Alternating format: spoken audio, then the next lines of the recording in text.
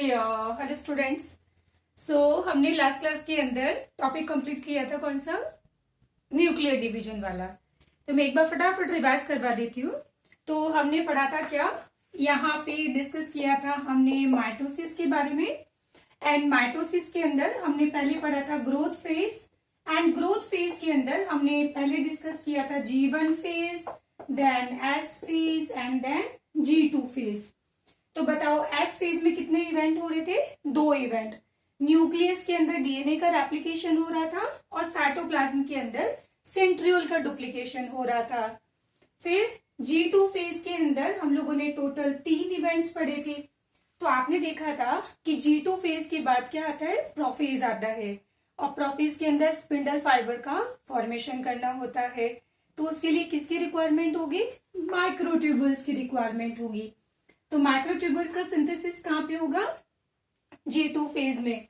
और हमने पढ़ा था मोस्ट ऑफ ऑर्गेनेलीज का फॉर्मेशन कहां पे होता है? G1 फेज के अंदर, except mitochondria, chloroplast and Golgi body. तो इनका फॉर्मेशन कहां पे होता है? तो इनका डुप्लीकेशन होता है G2 फेज के अंदर। और G2 फेज में साइमल्टेनियसली थोड़ा बहुत सेल ग्रोथ भी करती है। तो उस केस में यहाँ पे प्रोटीन का क्या होता है? सिंथेसिस भी होता है एंड अदर बायोमोलिक्यूल्स का सिंथेसिस भी चलता रहता है। क्लियर हो गया? अब G1 फेज की बात करें तो इसमें सेल मैक्सिमम ग्रोथ करेगा। तो इसमें बाकी सारे biomolecules like protein synthesis, carbohydrate synthesis, lipid synthesis, इन सब का सिंथेसिस स्टार्ट होता रहता है। एंड न्यूक्लिक एसिड का सिंथेसिस होता है। एंड न्यूक्लिक एसिड की रिक्वायरमेंट कहां पे होगी? न्यूक्लियोटाइड। एंड न्यूक्लियोटाइड क्या होते हैं? न्यूक्लियोटाइड मोनोमर यूनिट होता है डीएनए का।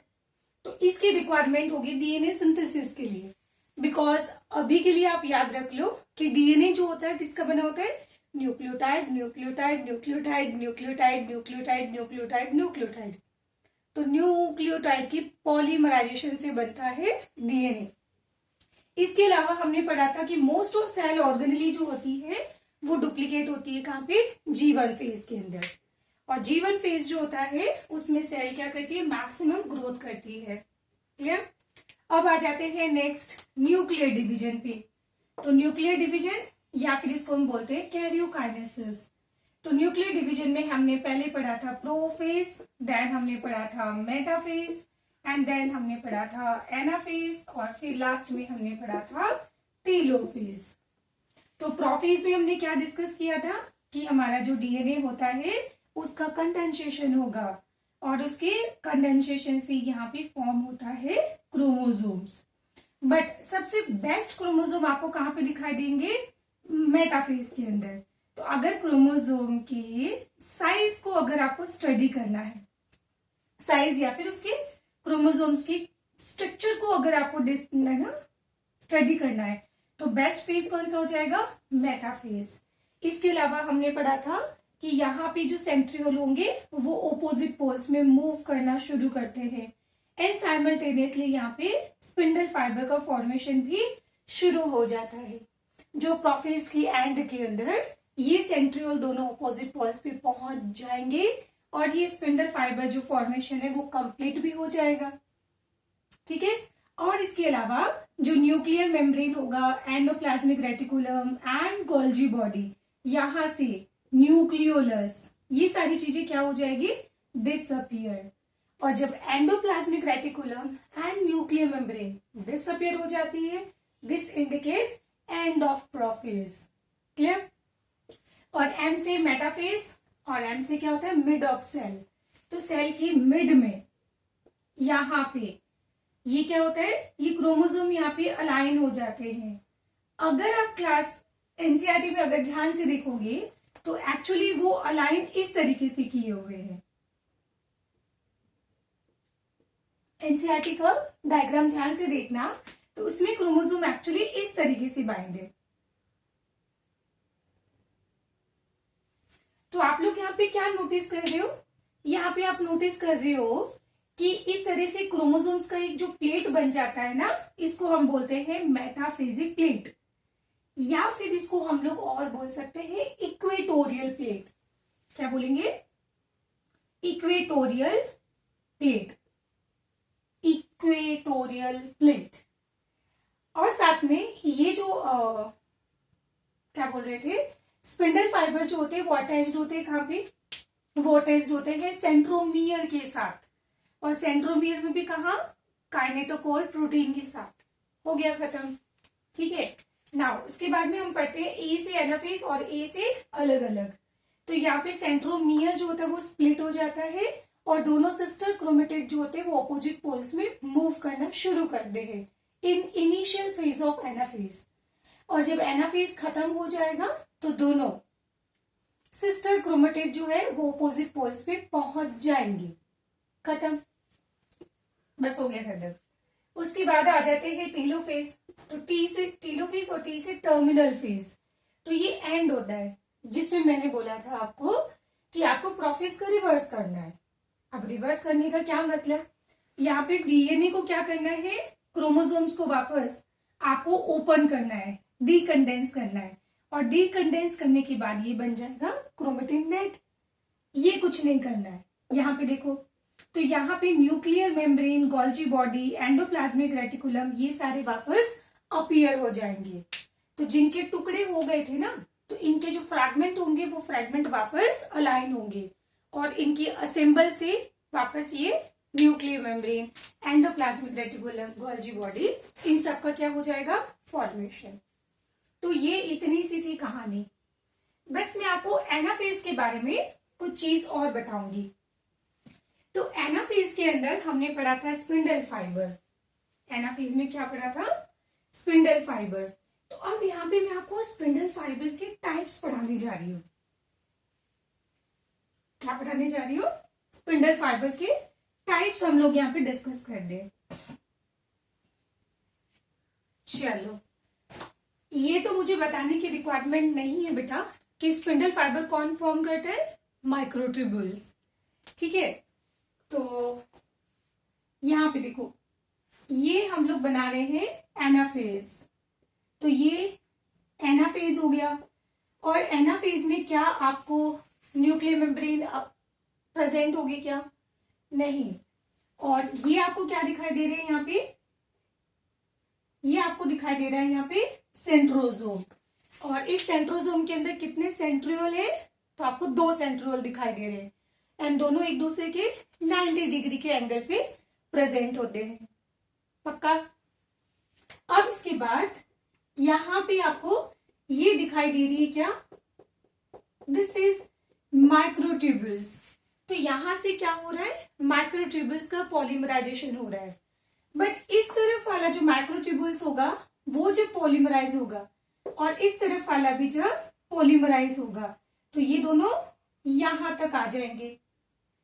जैसे अगेन बोल रही हूं कि ये पॉलीमराइज होके यहां तक आ गया और ये वाला पॉलीमराइज होके यहां तक पहुंच गया, ये वाला पॉलीमराइज होके यहां तक पहुंच गया और ये वाला पॉलीमराइज होके यहां तक पहुंच गया। तो इस तरीके से ये माइक्रोट्यूब्यूल जो है वो कंप्लीटली फॉर्म हो रहे हैं ना, इस एंड से लेकर इस एंड तक। तो इनको हम क्या बोलते हैं, स्पिंडल फाइबर। तो आपको यहाँ पे मैं स्पिंडल फाइबर 2 तरह के दिखा रही हूँ, ध्यान से देखना, ध्यान से देखना और ध्यान से देखना।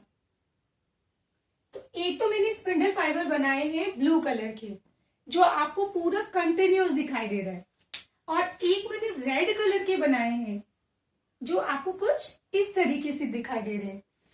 मतलब ये दोनों बीच में आने के बाद ज्वाइन हो जाते हैं। तो ज्वाइन होने की वजह से आप इनको बोलोगे कंटिन्यूस फाइबर, और ये दोनों मिड में आने के बाद ज्वाइन नहीं होते तो इनको बोला जाएगा क्या, डिसकंटिन्यूअस फाइबर। तो एक्चुअली क्रोमोसोम्स जो होते हैं वो एक्चुअली अलाइन होते हैं कहां पे, डिसकंटिन्यूअस के साथ में, कंटिन्यूअस के साथ में अटैच नहीं होते हैं। क्लियर हुआ। तो यहां से ये हमने अटैच कर दिया क्या, क्रोमोसोम्स। तो याद रखिएगा क्रोमोसोम कहां पे अटैच होते हैं, डिसकंटिन्यूअस फाइबर के साथ। अब तुम मुझे एक चीज बताओ, ये वाला इस तरफ वाले जो माइक्रोट्यूब्यूल्स है, इस तरफ वाले, इन बेचारों को क्या स्पिंडल फाइबर बनाने का मौका मिला है क्या, नहीं ना। तो इनको हम बोलते हैं एस्टर। यहाँ पे क्या बोलेंगे इनको, एस्टर। और ये वाले जो कंटिन्यूअस बन रहे हैं ना, this is continuous fibre, spindle fibre. और ये रेड कलर वाले कौन से हो जाएंगे, this is discontinuous fibre, discontinuous spindle fibre, spindle fibre. मैं एक्सप्लेन करूंगी लास्ट में एक बार वापस, अभी बस सुनते जाओ। अब यहाँ पे एक और बनते हैं, दैट इज इंटरजोनल फाइबर। क्या बनेंगे यहाँ पे, इंटरजोनल फाइबर। अब वो क्या होता है कि जब एनाफेज होती है ना, तो ये क्रोमोसोम्स क्या होते हैं, ओपोजिट पोल्स में मूव करते हैं। कहां पे, ओपोजिट पोल्स में मूव करेंगे। तो ये मूव कब करेंगे, जब मैं बोलूं कि डिसकंटिन्यूअस फाइबर के अंदर क्या हो रहा है, डीपोलिमराइजेशन हो रहा है, तो वहां से माइक्रोट्यूबुल्स कम होते जाएंगे। तो उसके कम होने की वजह से ये स्पिंडल जो फाइबर होंगे, इनकी लेंथ क्या हो जाएगी, इनकी लेंथ हो जाएगी यहां से शॉर्ट। और लेंथ शॉर्ट होने की वजह से अब ये ओपोजिट पोल्स पे मूव करना शुरू कर देंगे। देखो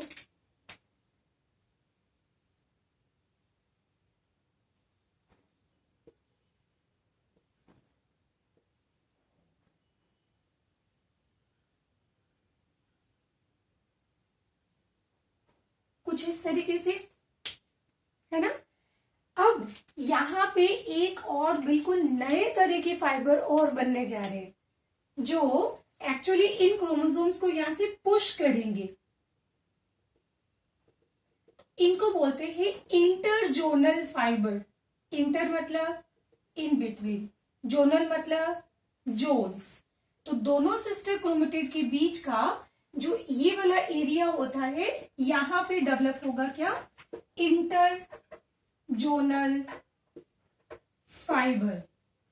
ठीक है। तो जैसे जैसे इंटरजोनल फाइबर की लेंथ बढ़ने लगेगी, तो ये सिस्टर क्रोमेटिड ऑपोजिट पोल्स पे मूव करना शुरू कर देंगे। तो क्या मैं ऐसा बोल सकती हूं कि एनाफेज की एंड में इंटरजोनल फाइबर की लेंथ मैक्सिमम होगी और स्पिंडल फाइबर जो होंगे उनकी लेंथ मिनिमम हो जाएगी। मैं वापस क्या बोल रही हूं, एनाफेज के एंड में, मतलब ये सिस्टर क्रोमेटिड ऑपोजिट पोल्स पे पहुंच चुके हैं, तब उस टाइम ये interzonal fibre maximum length achieve कर लेंगे और स्पिंडल फाइबर जो होंगे इनकी लेंथ मिनिमम हो जाएगी। समझ आया। तो यहां पे ये वाले स्पिंडल जो फाइबर होते हैं, ये इन सिस्टर क्रोमेटिड को खींचने का काम करते हैं, बट इंटरजोनल फाइबर जो होते हैं वो इनको क्या करेंगे, पुश करने का काम करेंगे। तो यहाँ पे पुलिंग और पुशिंग दोनों चीजें हो रही है। समझ आया। तो इस तरीके से मैंने आपको फाइबर 3 पढ़ा दिए। कौन कौन से फाइबर, एक जिन बेचारों को स्पिंडल फाइबर बनाने का मौका नहीं मिलता है, दिस इज एस्टर। आप मॉड्यूल देखना, उसमें बहुत अच्छा दिखेगा आपको। और जो एस्टर कंप्लीटली ऑपोजिट पोल्स तक पहुंच जाती है या मिड तक पहुंच जाती है, तो उनको बोला जाएगा spindle fibre. But spindle fibre के अंदर भी 2 तरह की फाइबर होते हैं, एक होता है कंटिन्यूअस फाइबर और एक होता है इसके अंदर डिसकंटिन्यूअस फाइबर। तो जो डिसकंटिन्यूअस फाइबर होते हैं, एक्चुअली यहां पे इसके साथ अटैच होते हैं क्या, क्रोमोसोम्स। तो क्रोमोसोम कहां पे अटैच होंगे, डिसकंटिन्यूअस फाइबर के साथ। And the third one is interzonal fibre.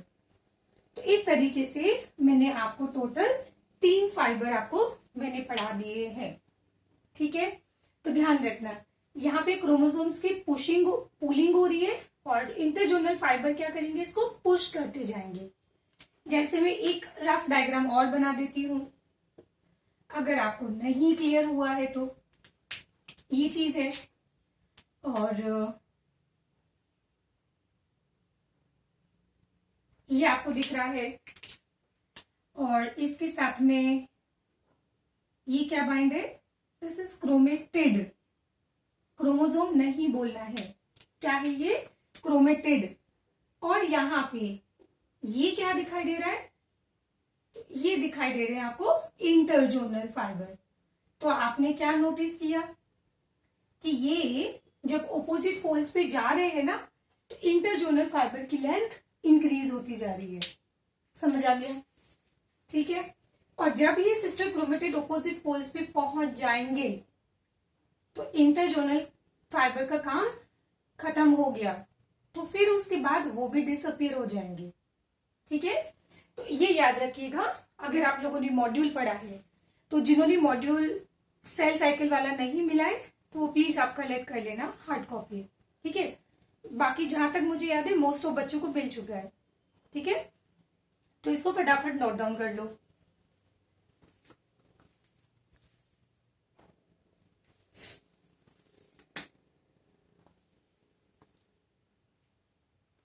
चलो फिर इसके बाद अब हम लोग डिस्कस करेंगे क्या चीज। नेक्स्ट हमारा टॉपिक स्टार्ट होने जा रहा है साइटोकाइनेसिस के बारे में। ठीक है। तो साइटोप्लाज्म का डिवीजन। तो अब जब दो न्यूक्लियस बन गए तो उसके बाद में दोनों न्यूक्लियस को हम डिस्ट्रीब्यूट कर देंगे साइटोप्लाज्म। तो साइटो मीन्स सेल और प्लाज्म मतलब काइनेसिस मतलब मूवमेंट।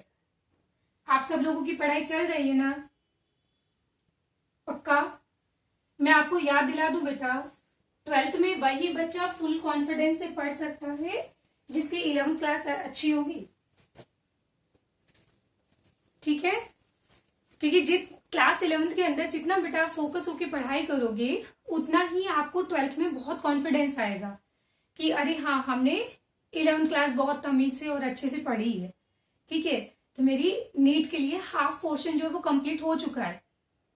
और जब आप लोग 12th में जाओगे तो पिछला वाला काम जब कंप्लीट होगा तो मन को एक शांति रहती है, तो आप लोग 12th क्लास भी आराम से पढ़ पाओगे। बट अदरवाइज अगर आपने क्लास 11th को ध्यान नहीं दिया बेटा और ज्यादा अगर प्रैक्टिस नहीं किया तो फिर उस केस में क्या प्रॉब्लम होगी? तो जब आप क्लास 12th में जाओगे और आपको अगर पता है कि मैंने 11th में ज्यादा कुछ अच्छे से पढ़ाई की नहीं है, तो 12th के साथ जो नीट का जो पेपर होगा उसमें सिलेक्शन के चांसेस बहुत कम होंगे। तो फिर होती है बेटा टेंशन, और उस टेंशन में फिर पढ़ाई होती नहीं है। ठीक है। बच्चे बहुत सारे बोलते हैं कि हमको बहुत टेंशन हो रही है। अरे बेटा टेंशन उन लोगों को होती है जो अपना काम टाइम पे नहीं करते। बाकी सिंपली आप लोग पढ़ाई करते जाओ, साथ का साथ रिवीजन करते जाओ, तो कहाँ टाइम बचा टेंशन का? ठीक है। तो एक चीज याद रखना बेटा, हम लोग पढ़ाई के अलावा कुछ नहीं कर सकते। ठीक है।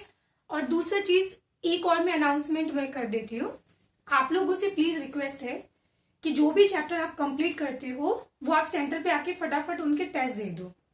तो जो भी अभी तक आपके जितने केमिस्ट्री, फिजिक्स और बायोलॉजी के अंदर जितने चैप्टर अभी तक हो गए हैं, हम लोग उनका शुरू करते हैं रिवीजन, और आप लोग उसका क्या करोगे, सेंटर पे टेस्ट देना शुरू कर दोगे। तो जिनको ये मैसेज नहीं गया है प्लीज आप मुझे कॉल कर दें और अपनी जो भी डेट है ना वो फिक्स करके आप सेंटर पे आना शुरू कर दो। और सुंदरनगर वाले बच्चे जो है वो संडे वाला दिन आपका फिक्स है। क्लियर? चलो तो ये कंप्लीट हो गया। इसके बाद अब हम लोग शुरू करेंगे साइटोकाइनेसिस के बारे में। तो देखो इधर, ये हमने क्या पढ़ा था? सबसे पहले हमने पढ़ा था ग्रोथ फेज, कंप्लीट हो गया। फिर हमने पढ़ा था न्यूक्लियर डिवीजन, और उसके बाद अब हम लोग आज डिस्कस करेंगे साइटोकाइनेसिस। और उसके बाद आज आप लोग फेयर नोट्स बनाओगे। ठीक है। चलो, तो साइटोकाइनेसिस मतलब क्या होता है? साइटो मतलब सेल एंड काइनेसिस मतलब क्या हो गया? मूवमेंट।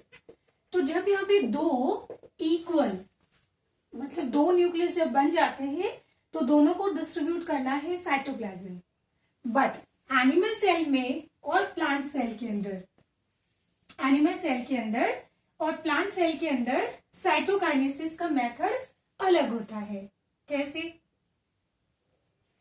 तो यहां पे इन एनिमल सेल तो यहां पे होता है इसके अंदर मेथड सेल फरो, और दूसरा प्लांट सेल के अंदर होता है, यहां पे बनेगी सेल प्लेट। तो सेल फरो कहां पे होता है? सेल फरो होता है इन एनिमल सेल, और सेल प्लेट कहां पे होता है? In plant cells. Let's see कैसे। तो बताने की जरूरत नहीं है, हमारे पास सपोज करो एक बलून है, ठीक है, उस बलून को हमें 2 इक्वल हाफ में डिवाइड करना है। तो ये तो आपने सबने किया होगा बेटा, कि बलून को हम बीच में से दबा देते हैं, तो क्या होता है, एक बलून ऊपर बन गया, एक बलून नीचे बन गया, ठीक है। तो इस तरीके से ये होता है सेल फरो।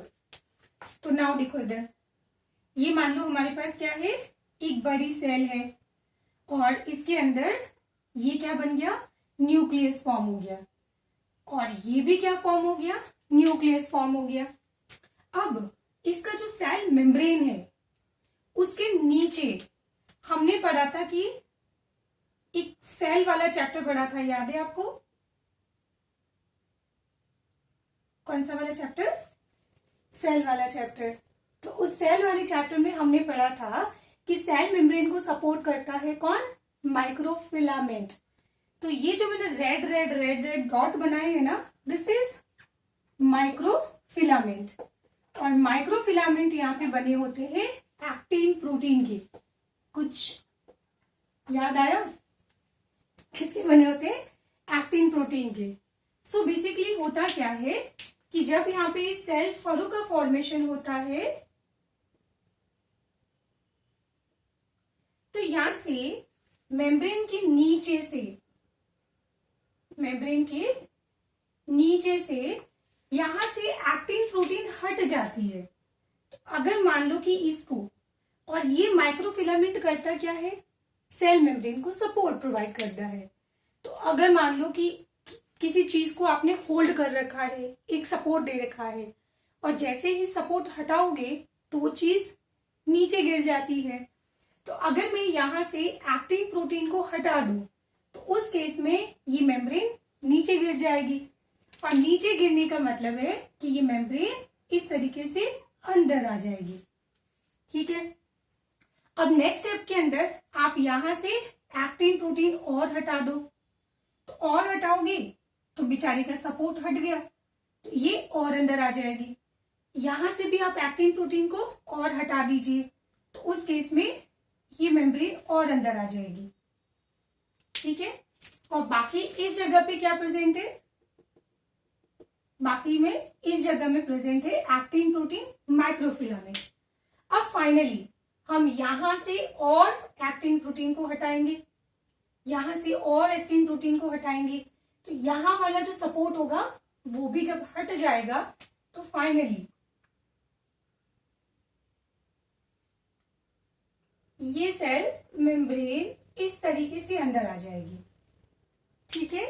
और इस तरीके से देखो, ये क्या बन रहा है? फरो बन रहा है। फरो मतलब एक गड्ढा बन रहा है, एक डिप्रेशन फॉर्म हो रहा है, ठीक है। और फिर लास्ट में यहां से दोनों सेल क्या होगी? सेपरेट हो जाएगी, और यहां पे ये एक सेल हो गया, और यहाँ पे एक सेल हो गया, और ये इसका न्यूक्लियस हो गया, और ये इसका न्यूक्लियस फॉर्म हो गया। तो इस तरीके से ये बनता है सेल फरो। तो आप याद रखिएगा कि यहाँ पे सेल फरो को फॉर्मेशन के अंदर कौन हेल्प कर रहा है? तो यहाँ पे हेल्प कर रहा है माइक्रोफिलामेंट एक्टिन प्रोटीन। और यहाँ पे सेल फरो कैसे बन रहा है? सेंट्रीपीटल बन रहा है या सेंट्रीफ्यूगल?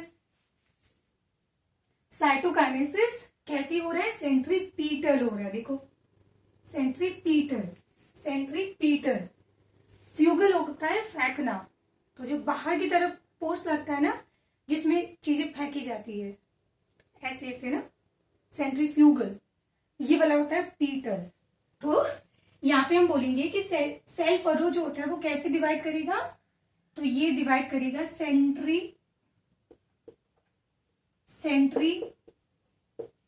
पीटली डिवाइड होता है, पीटली डिवाइड होता है, चलो समझ आ गया पक्का।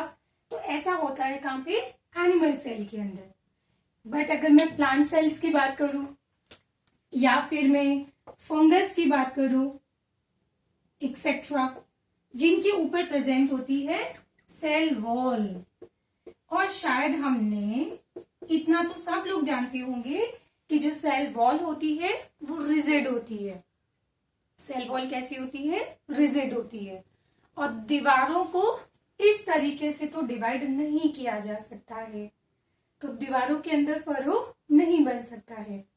ये फरो तब बनता है बेटा जब कोई चीज फ्लेक्सिबल होती है, लाइक सेल मेम्ब्रेन।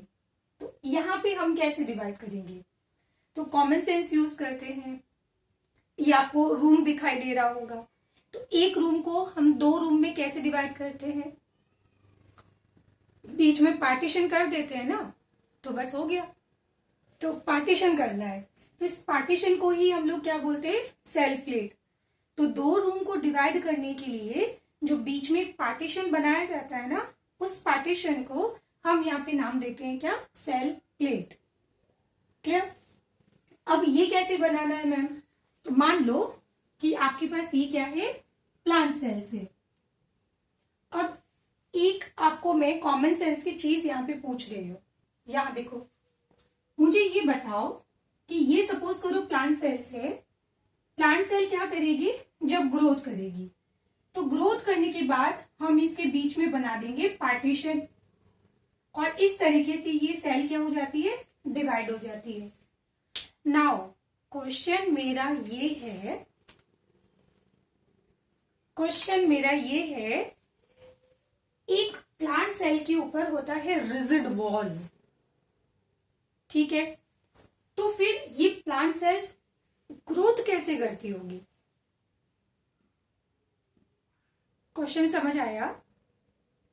अगर सेल वॉल रिजिड होता है तो पहली बात तो प्लांट सेल जो है वो ग्रोथ कैसे करे, तो इसके लिए मैं आपको बता देती हूँ। प्लांट सेल किसकी बनी होती है, प्लांट सेल बनी होती है सेलुलोज की। तो उसमें ये जो सेलुलोज के फाइबर होते हैं जो टाइटली अटैच्ड होते हैं। सो जब यहाँ पे प्लांट सेल के अंदर ग्रोथ होती है तो उस टाइम G1 फेज के अंदर प्लांट सेल के अंदर ये सेलुलोज के जो फाइबर होते हैं ये लूज हो जाएंगे। तो देखो लूज होने पर क्या हो रहा है, ये लूज हो गए। तो सेल वॉल पहले कितनी थी, देखो सेल वॉल यहां से लेकर यहां तक थी, ठीक है। अब जब ये लूज हो रहा है तो देखो सेल वॉल, ये सेल वॉल का लेंथ बढ़ गया, पक्का। अब ये जो बीच में गैप बन जाते हैं, इन गैप्स के अंदर हम फिल कर देते हैं न्यू सेलुलोजिक फाइबर, और इस तरीके से प्लांट सेल ने क्या कर लिया, ग्रोथ, ठीक है।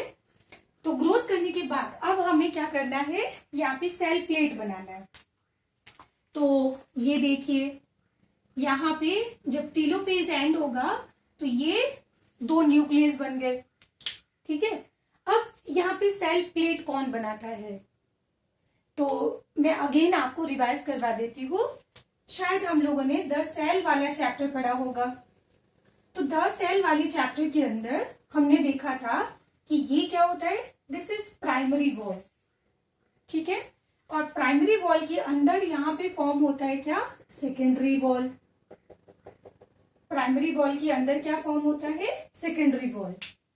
और ये दोनों सेल्स आपस में कनेक्टेड होती है थ्रू क्या, मिडल लेमिला।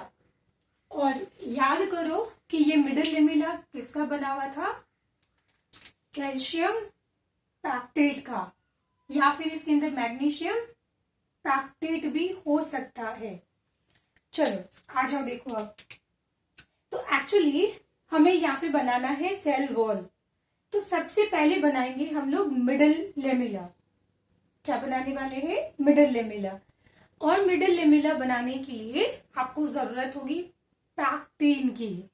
किसकी जरूरत होगी, पैक्टीन की।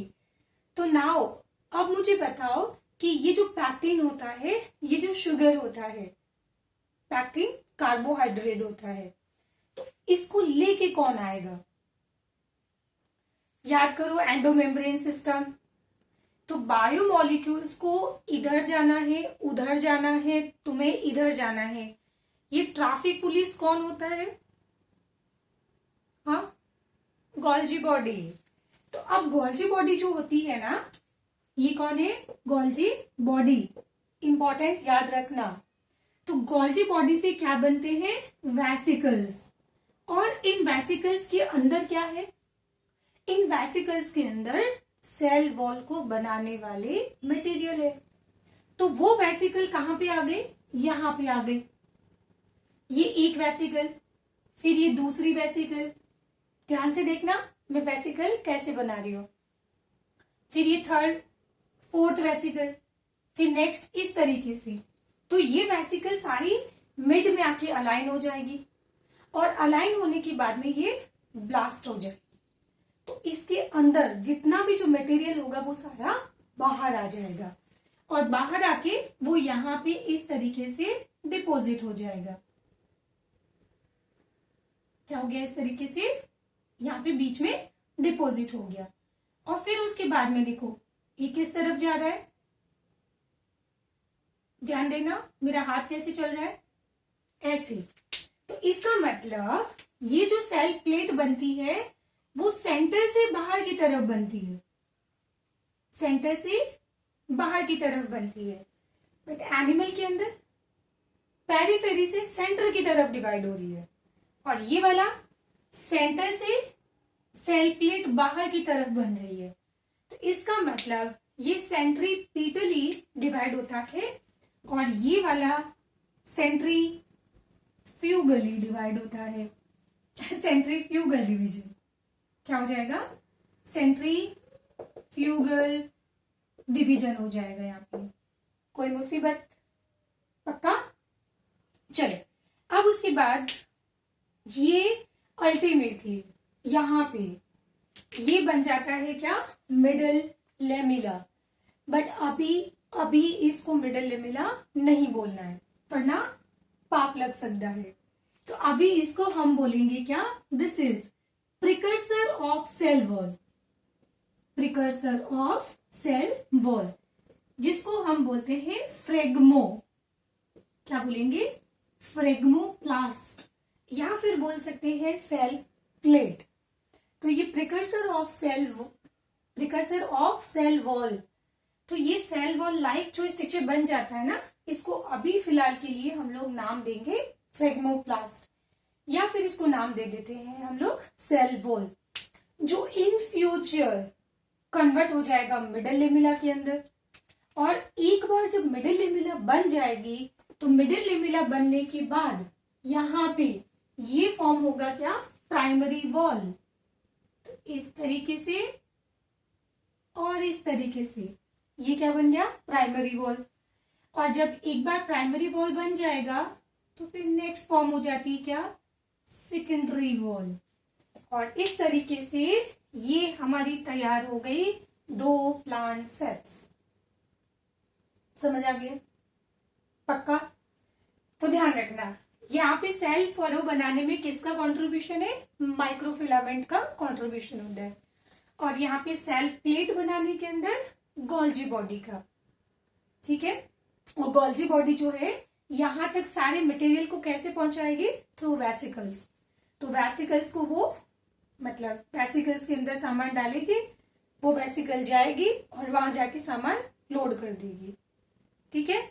चलो, तो ये आपको क्लियर हो गया। ठीक है, तो आगे चले। पक्का? क्वेश्चन, अगर क्रोमोसोम्स के शेप्स को अगर स्टडी करना हो तो उसके लिए बेस्ट फेज कौन सा है? तो हमने पढ़ा था एनाफेज। तो मॉड्यूल आप प्लीज साथ का साथ पढ़ते रहना। देखो बेटा, 11th क्लास तमीज से तभी पढ़ पाओगे जब रोज की पढ़ाई रोज होगी। ठीक है? और कुछ बच्चे सब शायद सोचते भी होंगे कि हमारा कभी कभी पढ़ाई करने का मन लगता नहीं है। तो शायद मैं आपको एक चीज बता दूं, आपको ब्रेन को बेवकूफ बनाना आना चाहिए। क्या बोला मैंने? ब्रेन को बेवकूफ बनाना आना चाहिए।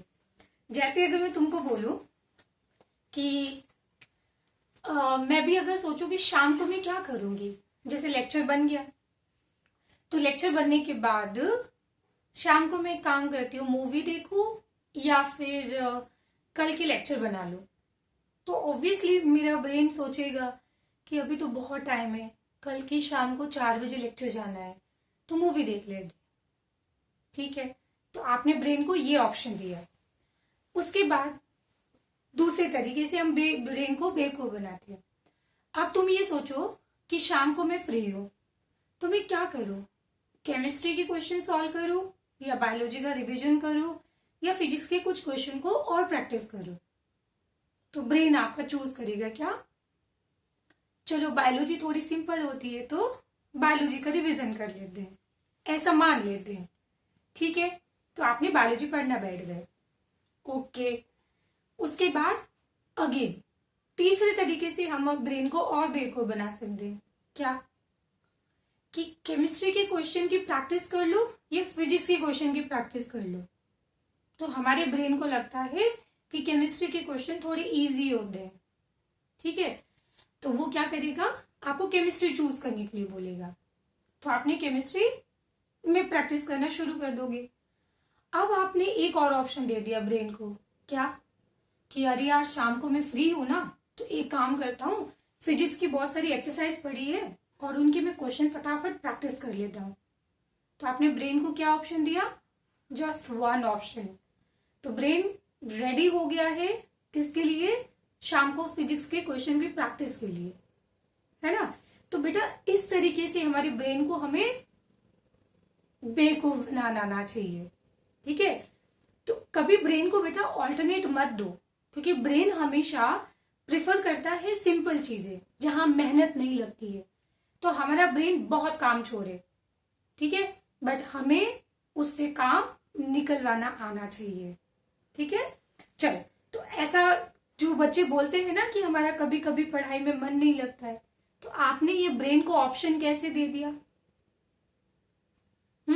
तो ब्रेन को ऑप्शन दो ही मत ना कि वो रेस्ट कर सके। क्लियर? चलो, तो इसको फटाफट नोट डाउन कर लो।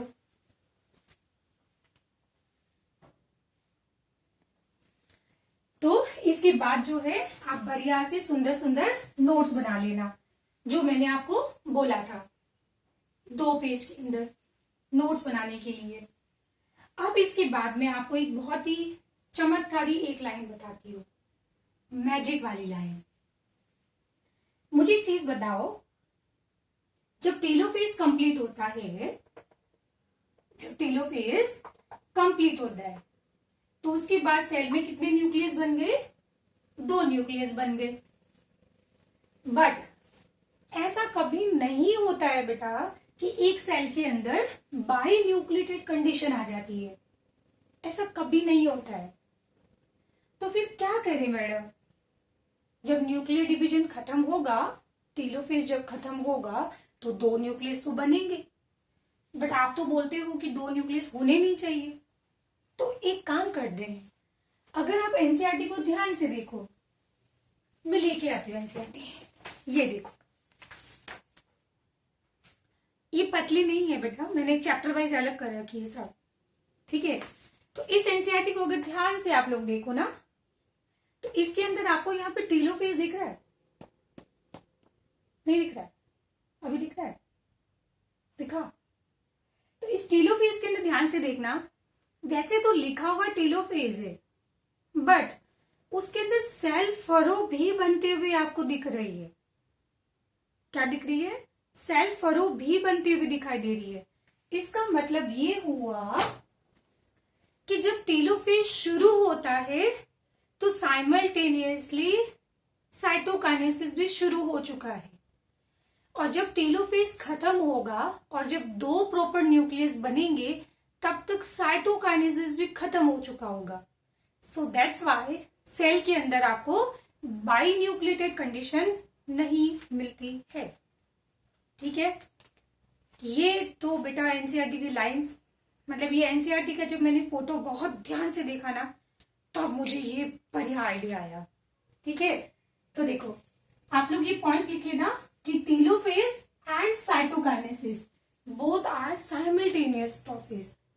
ऐसा कभी नहीं होता है कि टेलोफेज खत्म होगा फिर 2 न्यूक्लियस बनेंगे और उसके बाद साइटोकाइनेसिस होगा।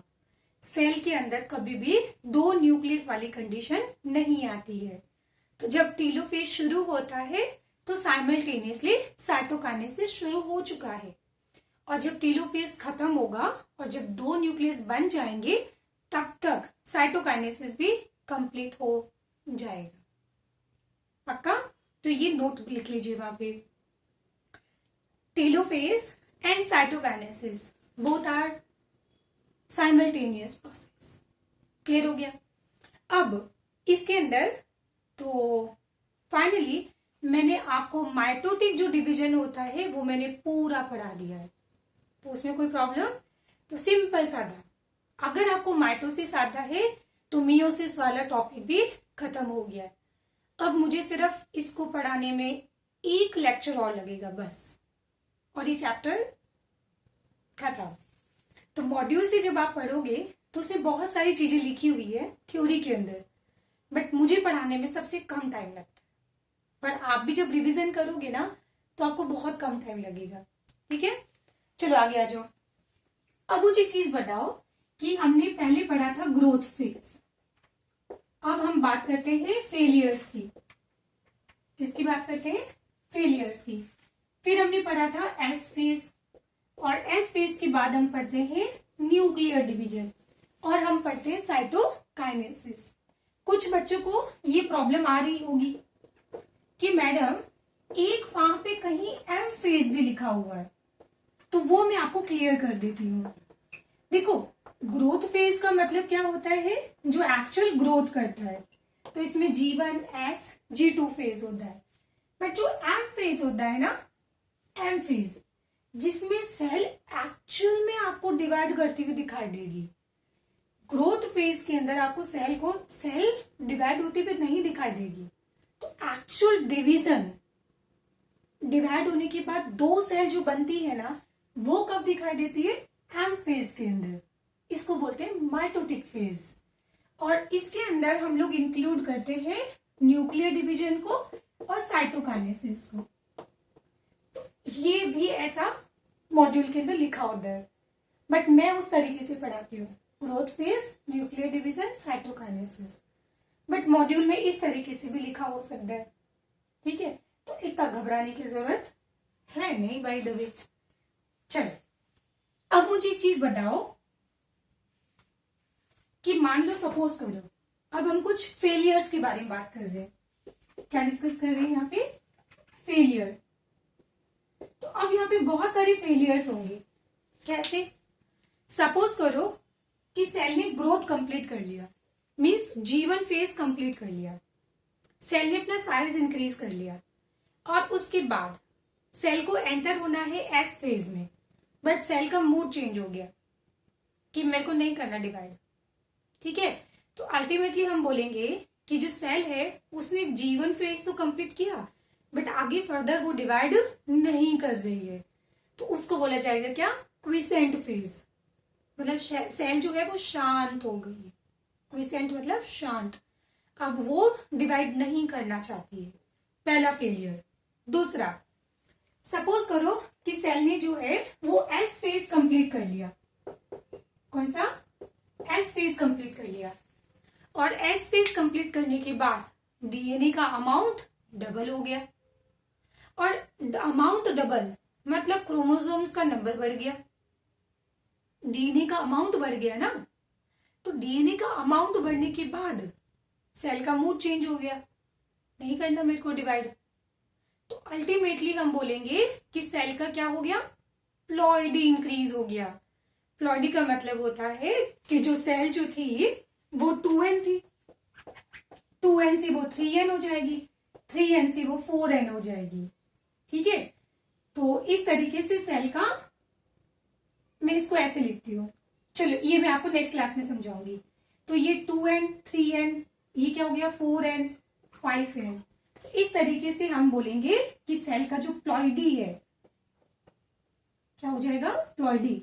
वैसे तो वो डिप्लॉयड होती है, बट अब वो ट्रिप्लॉयड, टेट्राप्लॉयड, पेंटाप्लॉयड, तो क्रोमोसोम्स का नंबर क्या हो जाएगा, इंक्रीज हो जाएगा, प्लॉइडी क्या हो जाएगी, इंक्रीज हो जाएगी।